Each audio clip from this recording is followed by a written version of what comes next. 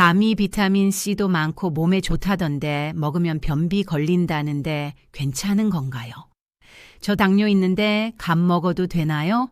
달잖아요. 단감, 홍시, 곶감 중에 뭘 먹어야 해요? 저는 영양학 박사 서미연입니다. 겨울만 되면 이런 질문을 하루에 수십 번씩 받습니다. 감은 분명 몸에 좋다는데 막상 먹으려니 걱정이 앞선다고요. 혹시 여러분도 똑같은 고민하고 계신가요? 오늘 제가 30년간 수천 명을 상담하며 정리한 모든 답을 공개합니다. 감 4가지의 정확한 차이, 변비 없이 먹는 법, 혈당 안 올리는 조합까지 지금부터 하나도 빠짐없이 알려드리겠습니다. 72세 박영자 씨가 지난주에 제 상담실 문을 두드렸습니다. 선생님, 저 감 정말 좋아하는데요. 비타민도 많고 몸에 좋다잖아요. 그런데 먹고 나면 꼭 변비가 생겨요. 괜찮은 건가요? 계속 먹어도 되나요? 바로 다음 환자셨던 68세 김순자 씨는 이렇게 물으셨어요. 선생님, 저 당뇨 있거든요. 혈당이 110 정도 나오는데 감 먹어도 되나요? 감이 달잖아요. 혈당 확 오르는 거 아닌가요? 그 다음 주에는 75세 이명희 씨가 오셨습니다. 선생님, 저희 집에 단감도 있고 홍시도 있고 곶감도 있는데요. 뭘 먹어야 해요? 다 똑같은 감 아닌가요? 이게 바로 겨울마다 제가 듣는 가장 흔한 질문 3가지입니다. 여러분도 이 중 하나라도 궁금하지 않으셨나요? 저는 서울 노원구에서 30년 동안 시니어 영양 상담을 해오고 있습니다. 그동안 수천 명의 어르신들을 만나며 한 가지 확실하게 깨달은 게 있어요. 건강 정보는 많은데 정작 내 상황에 맞는 답을 찾기는 어렵다는 겁니다. 그래서 오늘은 이 모든 질문에 대한 명확한 답을 드리겠습니다.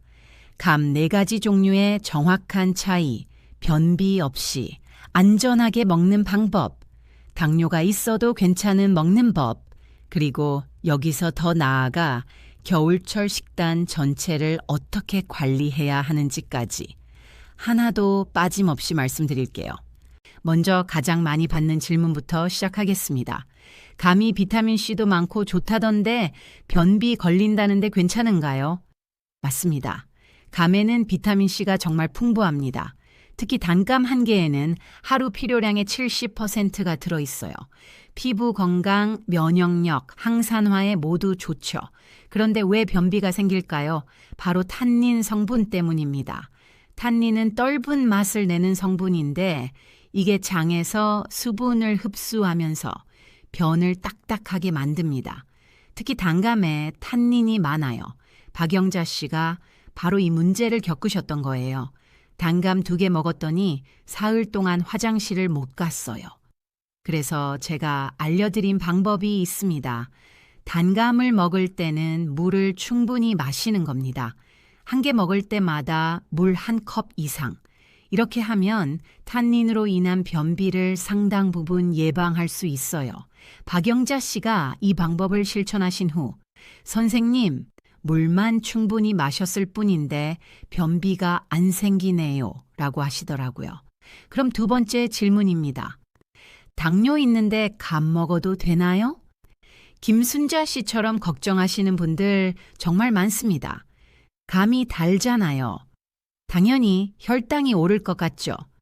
그런데 여기서 중요한 건 얼마나 어떻게 먹느냐입니다. 당뇨가 있으시면 하루 반 개에서 1개까지는 괜찮습니다. 그 이상은 과당 섭취가 과해져요. 그리고 절대 혼자 먹으면 안 됩니다. 무슨 말이냐고요?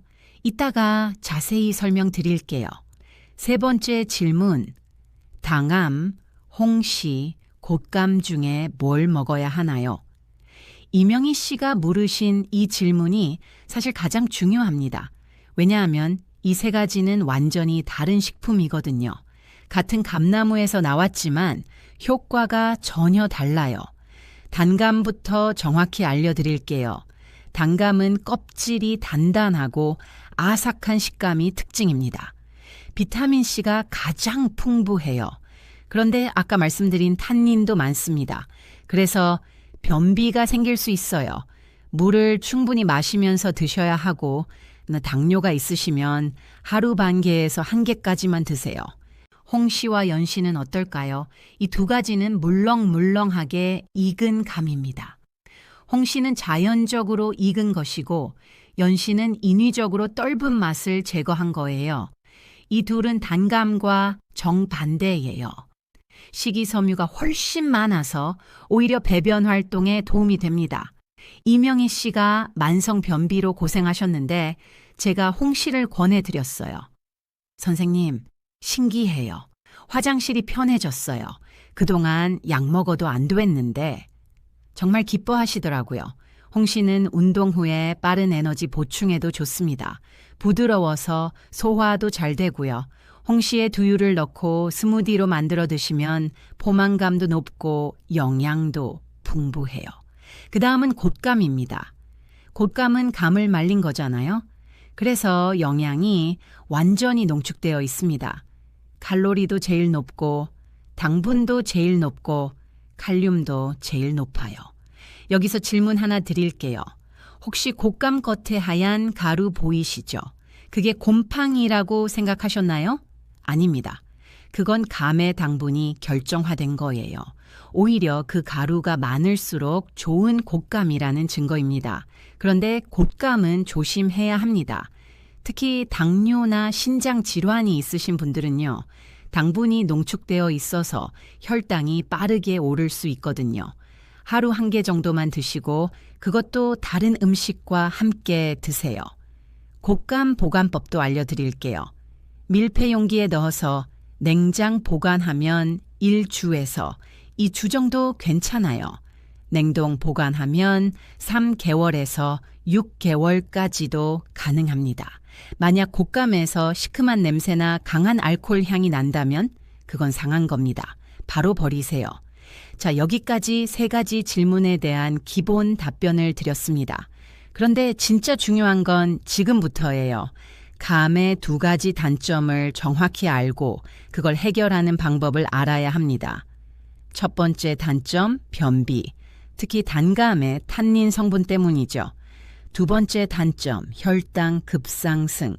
감은 과당 함량이 높아서 공복에 먹으면 혈당이 확 치솟습니다. 그럼 어떻게 해야 할까요? 여기서 제가 30년간 환자들에게 알려드린 핵심 비법을 공개합니다. 바로 감을 단백질이나 지방과 함께 먹는 겁니다. 왜냐고요? 단백질과 지방은 소화가 천천히 되잖아요. 그래서 감의 당분이 혈액으로 흡수되는 속도를 늦춰줍니다. 이게 바로 혈당 관리의 핵심이에요. 제가 추천하는 조합 3가지를 알려드릴게요. 첫째, 당함에 치즈 1조각. 둘째, 홍시에 플레인 요거트 1스푼. 셋째, 곶감에 아몬드 5개. 이렇게 드시면 감의 단점은 사라지고 장점만 누릴 수 있습니다. 70세 정길순 씨가 당뇨가 있으셨는데 이 방법을 실천하셨어요. 선생님, 감만 먹을 때는 식후 혈당이 160까지 올랐는데 치즈랑 같이 먹으니까 130으로 안정적이에요. 변비도 안 생기고요. 얼굴에 환한 미소를 지으시면서요. 하지만 이것만으론 부족합니다. 다음 파트에서는 왜 요거트가 감과 궁합이 좋은지, 그리고 식단 전체를 어떻게 구성해야 혈당을 안정적으로 유지할 수 있는지 구체적으로 말씀드리겠습니다.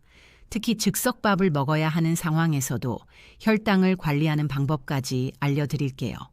자, 1부에서 감을 단백질 지방과 함께 먹어야 한다고 말씀드렸죠? 그 중에서도 특히 요거트가 왜 좋은지, 그리고 이게 우리 식단 전체와 어떻게 연결되는지 지금부터 설명드리겠습니다. 요거트는 단순히 유제품이 아닙니다. 단백질, 칼슘, 유익균이 모두 들어있는 완전 식품이에요. 특히 무가당 그릭 요거트는 단백질 함량이 일반 요거트의 2배 정도 됩니다. 여러분, 혹시 이런 생각 하신 적 없으세요? 요거트가 신장에 안 좋다던데? 이건 오해입니다. 요거트 자체가 문제가 아니라 요거트와 함께 넣는 과일의 양이 문제인 경우가 많아요. 과일에 칼륨이 많으니까요. 신장 질환이 있으신 분들은 과일 양만 조절하시면 됩니다. 69세 한미자 씨가 제게 이런 질문을 하셨어요. 선생님, 저 신장이 안 좋은데 요거트 먹어도 되나요? 제가 이렇게 답했습니다. 물론입니다. 단, 과일은 적게 넣고 요거트 위주로 드세요. 그럼 요거트를 어떻게 먹어야 할까요? 무가당 그릭 요거트에 냉동 블루베리 조금, 아니면 생과일 소량만 넣으세요. 단맛이 필요하다면 꿀 한 티스푼 정도면 충분합니다. 여기서 더 나아가 장 건강까지 챙기고 싶으시다면 치커리 뿌리 파우더나 귀리 파우더를 넣어보세요. 이건 프리바이오틱스라고 해서 장속 유익균의 먹이가 됩니다. 아니면 삶은 고구마를 윽가해서 넣는 것도 좋아요. 이렇게 하면 잔운동도 촉진되고 혈당도 안정됩니다. 71세 오경숙 씨는 이 방법을 실천하신 후 변비가 완전히 사라졌다고 하셨어요. 선생님, 매일 아침 고구마 넣은 요거트 먹으니까 화장실이 정말 편해요. 제가 특히 추천하는 조합이 하나 있습니다. 오이 채 썬 것에 그릭 요거트 넣고 레몬즙 살짝 뿌리는 거예요. 상큼하고 담백하고 칼로리도 낮습니다. 여름엔 시원하게, 겨울엔 상곤으로 드시면 돼요. 자, 그럼 이제 감과 요거트 이야기에서 더 나아가 볼까요? 식사 전체를 어떻게 구성해야 혈당을 안정적으로 유지할 수 있을까요?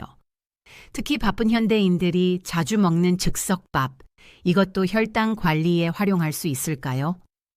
여러분, 혹시 즉석밥 드시나요? 많은 분들이 즉석밥을 건강에 안 좋다고 생각하십니다. 하지만 제가 30년간 연구한 결과 즉석밥도 어떤 즉석밥을 고르느냐에 따라 완전히 달라집니다. 여기서 중요한 개념 하나를 알려드릴게요. 바로 GI 지수입니다. GI는 혈당이 얼마나 빠르게 오르는지를 나타내는 수치예요.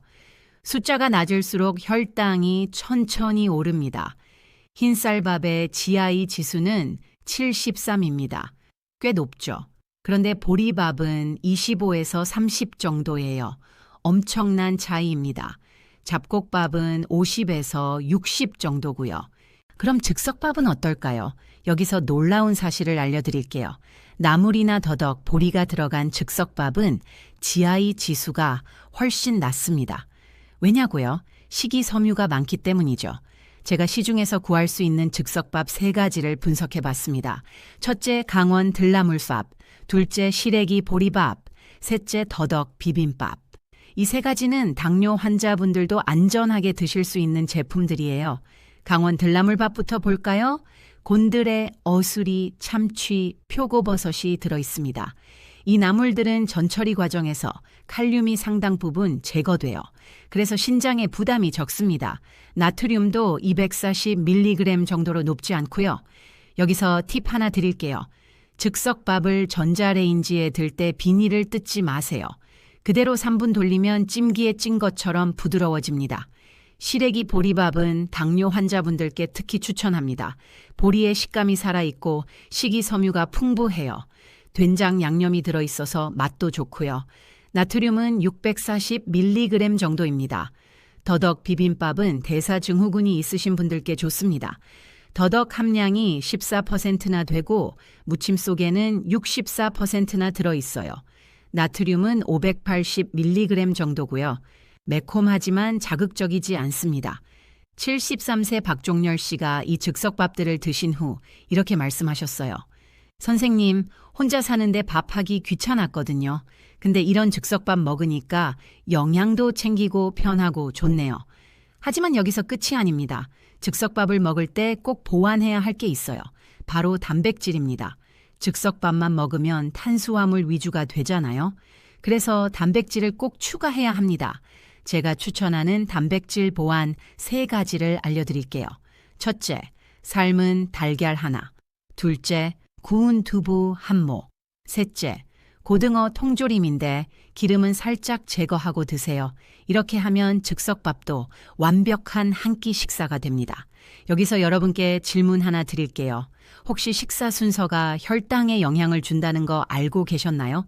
이게 정말 중요합니다. 채소를 먼저 먹고 그 다음 단백질, 마지막에 탄수화물. 이 순서를 지키면 혈당 상승 속도가 확연히 달라집니다. 왜 그럴까요? 채소의 식이섬유가 위장에서 먼저 자리를 잡습니다. 그러면 나중에 들어오는 탄수화물의 소화 속도가 느려지는 거예요. 단백질과 지방도 위 배출 시간을 늘려줍니다. 결과적으로 탄수화물이 가장 늦게 흡수되면서 혈당 급등을 막아줍니다. 68세 최영희 씨가 이 방법을 실천하신 후 혈당 수치가 눈에 띄게 개선됐어요. 선생님, 똑같은 음식 먹는데 순서만 바꿨을 뿐인데 식후 혈당이 30 정도 낮아졌어요. 그리고 또 하나 중요한 게 있습니다. 바로 발효식품이에요. 김치, 된장 같은 거요. 이런 발효식품은 장 건강에도 좋고 혈당 조절에도 도움이 됩니다. 단, 저염 제품을 선택하세요. 음료도 조심해야 합니다. 단 음료는 혈당을 급격히 올립니다. 심지어 과일 주스도 마찬가지예요. 과일을 갈아버리면 식이섬유가 파괴되거든요. 그럼 뭘 마셔야 할까요? 제가 추천하는 대체 음료 3가지입니다. 첫째, 물에 레몬 조각 띄우기. 둘째, 무가당 보이차. 셋째, 얼음 넣은 탄산수. 이 3가지면 충분합니다. 자, 여기까지 간부터 시작해서 요거트, 즉석밥, 식사 순서, 음료까지 모두 말씀드렸습니다. 그런데 이 모든 게 결국 하나로 연결됩니다. 바로 당뇨 예방이에요. 다음 파트에서는 당뇨가 왜 오는지, 어떤 신호가 있는지, 그리고 지금부터 당장 실천할 수 있는 예방법까지 구체적으로 알려드리겠습니다. 특히 근육과 당뇨의 관계, 그리고 식후 걷기의 놀라운 효과까지 공개합니다. 자, 이제 본격적으로 당뇨 이야기를 해볼까요? 여러분, 당뇨는 어느 날 갑자기 오는 게 아닙니다. 오랜 시간 우리 몸이 보내는 신호를 무시한 결과예요. 저는 지난 30년간 수많은 당뇨 환자분들을 만났습니다. 그분들의 공통점이 뭔지 아세요? 나는 괜찮을 줄 알았어요. 라고 말씀하신다는 겁니다. 70세 김동수 씨도 그랬어요. 선생님, 저는 단 것도 안 먹고 운동도 하는데 왜 당뇨가 왔을까요? 이렇게 물으시더라고요. 그래서 제가 자세히 살펴봤더니 문제가 보였습니다. 당뇨는 3가지 요인이 복합적으로 작용합니다. 첫째는 유전입니다. 부모님 중 한 분이라도 당뇨가 있으면 자녀도 위험도가 높아요. 둘째는 식습관입니다. 탄수화물 위주의 식사, 불규칙한 식사 시간, 과식. 셋째는 활동 부족입니다. 그런데 여기서 많은 분들이 놓치는 게 하나 있습니다. 바로 근육입니다. 근육이 줄어들면 당뇨 위험이 급격히 높아져요. 왜 그럴까요? 근육은 우리 몸에서 혈당을 가장 많이 소비하는 조직입니다. 근육이 많으면 혈액 속 당을 빠르게 흡수해서 에너지로 쓰죠. 그런데 나이가 들면서 근육이 줄어들면 혈당을 소비할 곳이 없어지는 겁니다. 그래서 혈당이 계속 높은 상태로 유지되는 거예요. 이걸 근감소증이라고 하는데 60대 이상 어르신들의 거의 절반이 겪고 있습니다. 그래서 저는 항상 강조합니다. 식단과 함께 가벼운 근력 운동이 필수입니다라고요. 72세 이순덕 씨가 제 조언을 따라 매일 10분씩 스쿼트와 팔굽혀펴기를 하셨어요. 6개월 후 공복 혈당이 110에서 95로 떨어졌습니다. 선생님, 운동이 이렇게 중요한 줄 몰랐어요. 그럼 당뇨의 초기 신호는 뭘까요? 여러분, 이 증상들 중 하나라도 해당되면 반드시 검사를 받으세요. 첫째, 공복 혈당이 100mg/dL 이상입니다. 정상은 100 미만이에요. 100에서 125 사이면 당뇨 전 단계, 126 이상이면 당뇨로 진단됩니다. 둘째, 목이 자주 마르고 소변을 자주 봅니다. 혈당이 높으면 신장이 당을 배출하려고 물을 많이 쓰거든요. 그래서 탈수가 오고 갈증이 느껴지는 겁니다. 셋째, 허리 둘레가 늘어납니다. 남성은 90cm, 여성은 85cm 이상이면 위험합니다. 복부 비만은 인슐린 저항성을 높이거든요. 넷째, 피로감이 계속됩니다. 혈당이 세포로 들어가지 못하고 혈액에만 떠돌면 에너지가 부족해져요. 그래서 항상 피곤한 거죠. 67세 정미숙 씨가 이런 증상들을 느끼고 제게 오셨어요. 검사 결과 공복 혈당이 120이었습니다. 당뇨 전 단계였죠. 선생님, 지금부터라도 관리하면 괜찮을까요? 제가 이렇게 답했습니다. 물론입니다. 지금이 가장 중요한 시기예요. 지금 관리하면 당뇨로 진행되지 않을 수 있습니다. 그래서 제가 정미숙 씨에게 알려드린 실천법이 있습니다. 오늘 여러분께도 똑같이 알려드릴게요. 이건 제가 30년간 수천 명의 환자를 치료하며 정리한 가장 효과적인 방법입니다. 첫 번째, 감은 하루 반 개에서 1개까지만 드세요. 그 이상 먹으면 과당 섭취가 과해집니다. 두 번째, 단감을 먹을 땐 물을 충분히 마시세요. 변비 예방에 필수입니다. 세 번째, 감은 반드시 단백질이나 지방과 함께 드세요. 단감 먹을 때 치즈 한 조각, 홍시 먹을 때 요거트 한 스푼, 이렇게요. 네 번째, 즉석밥을 고를 때는 보리, 나물, 더덕이 들어간 제품을 선택하세요. GI 지수가 낮아서 혈당 관리에 유리합니다. 다섯 번째, 단 음료는 완전히 끊으세요. 대신 물에 레몬, 무가당 보이차, 탄산수를 드세요.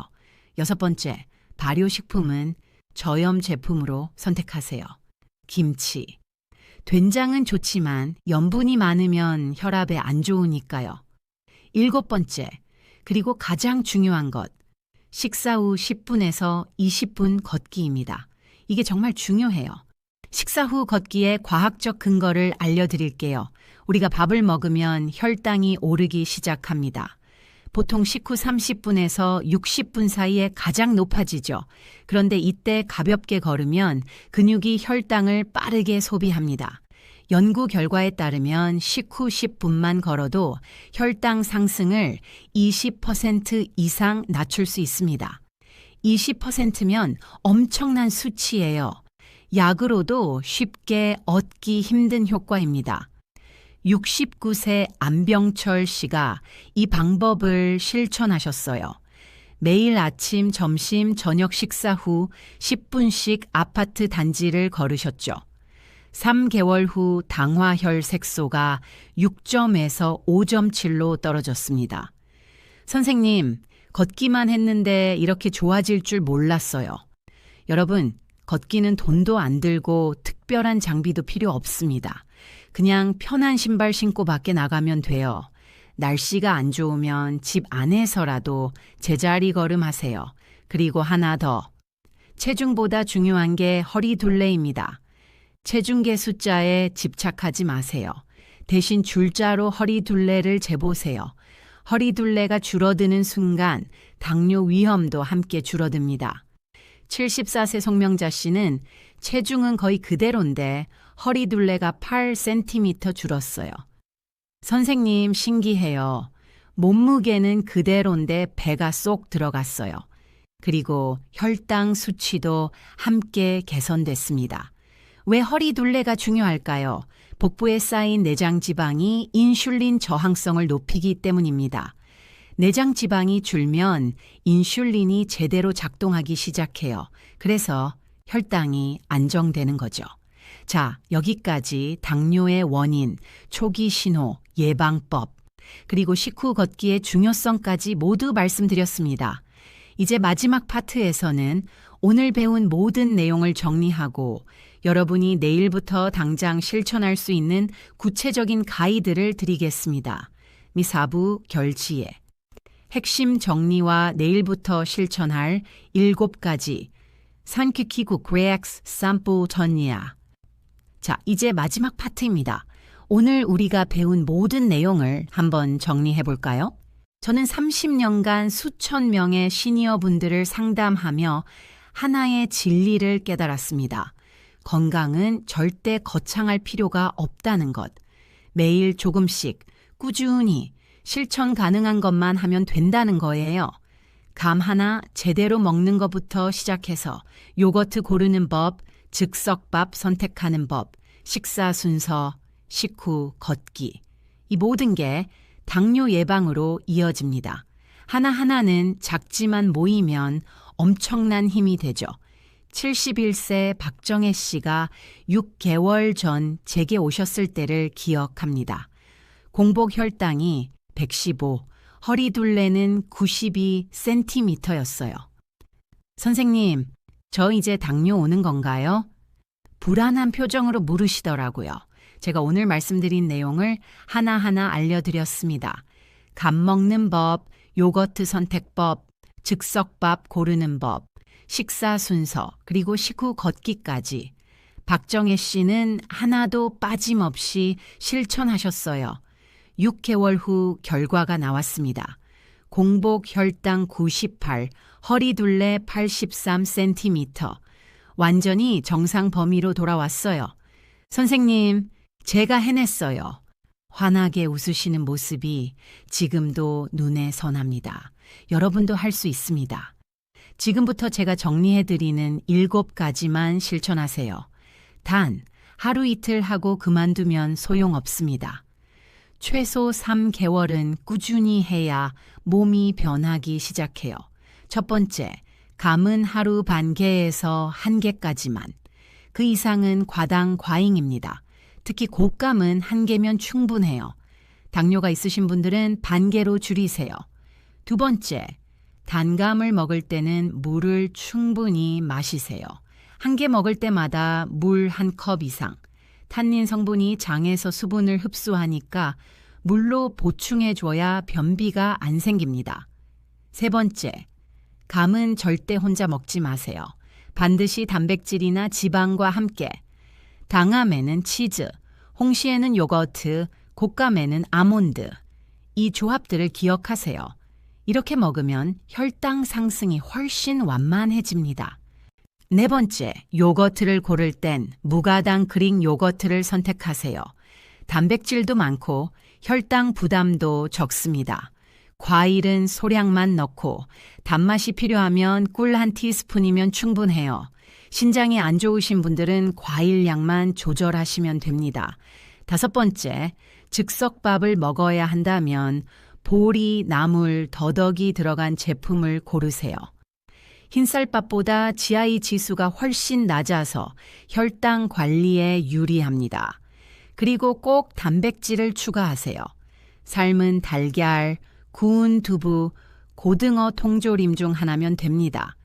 여섯 번째, 단 음료는 완전히 끊으세요. 탄산음료는 물론이고 과일 주스도 안 됩니다. 과일을 갈아버리면 식이섬유가 파괴되고 당만 남거든요. 대신 물에 레몬 띄우기, 무가당 보이차, 탄산수를 드세요. 이 3가지면 충분합니다. 7번째, 그리고 가장 중요한 것, 식사 후 10분에서 20분 걷기. 이건 정말 강조해도 지나치지 않습니다. 식후 30분 안에 걷기 시작하면 혈당 상승을 20% 이상 낮출 수 있어요. 68세 황인숙 씨는 이 7가지를 모두 실천하셨습니다. 특히 식후 걷기를 빠짐없이 하셨어요.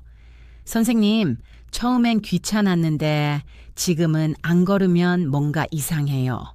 습관이 됐어요.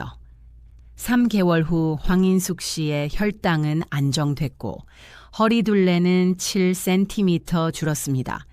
체중은 3kg밖에 안 줄었는데 배가 확 들어갔어요. 이게 바로 내장 지방이 빠진 증거입니다. 여러분, 여기서 제가 꼭 드리고 싶은 말씀이 있습니다. 체중계 숫자에 집착하지 마세요. 체중보다 중요한 건 허리둘레입니다. 줄자를 하나 사서 일주일에 한 번씩 허리둘레를 재보세요. 배꼽 위치에서 편하게 숨 쉬고 재면 됩니다.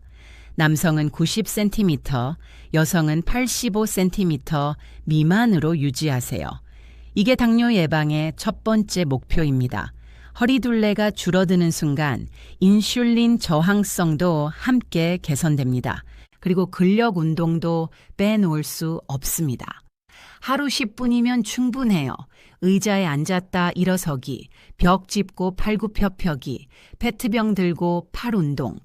이 정도만 해도 근육이 유지됩니다. 73세 김영호 씨는 매일 아침 의자 스쿼트를 10회씩 하셨어요. 선생님, 처음엔 5개도 힘들었는데 지금은 20개도 할 수 있어요. 근육이 생기니까 혈당도 안정되고 기력도 좋아졌다고 하시더라고요. 자, 이제 정말 마지막입니다. 오늘 배운 내용을 한 문장으로 정리하면 이렇습니다. 감은 조합이 중요하고 즉석밥은 선택이 중요하고 당뇨는 예방이 가능하며 그 핵심은 식후 걷기다. 여러분, 건강은 특별한 사람만 누리는 게 아닙니다. 오늘 제가 말씀드린 것들은 모두 돈 안 들고 시간도 많이 안 걸리고 누구나 할 수 있는 것들이에요. 감 반 개 먹을 때 치즈 한 조각 곁들이기, 요거트 고를 때 무가당으로 고르기, 즉석밥 살 때 성분표 한번 보기, 밥 먹고 10분 걷기. 이게 뭐가 어렵습니까? 하지만 이 작은 것들이 모이면 당뇨를 예방하고 혈당을 안정시키고 건강한 노년을 만듭니다.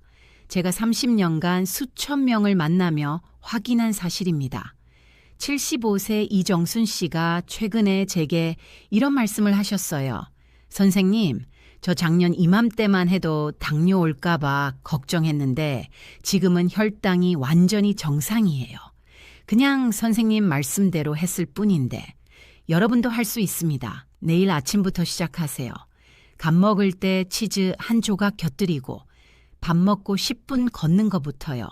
3개월 후 여러분 몸이 답해줄 겁니다. 건강은 거창한 게 아닙니다. 매일 조금씩 꾸준히 실천 가능한 것만 하면 됩니다. 감 반 개, 요거트 한 컵, 식후 10분 걷기. 이것만으로도 충분합니다. 오늘 이 내용이 도움이 되셨다면 여러분 주변의 가족, 친구들과 꼭 공유해 주세요. 그리고 구독과 좋아요로 응원해 주시면 더 좋은 건강 정보로 찾아뵙겠습니다. 여러분의 건강한 겨울을 응원합니다. 감사합니다.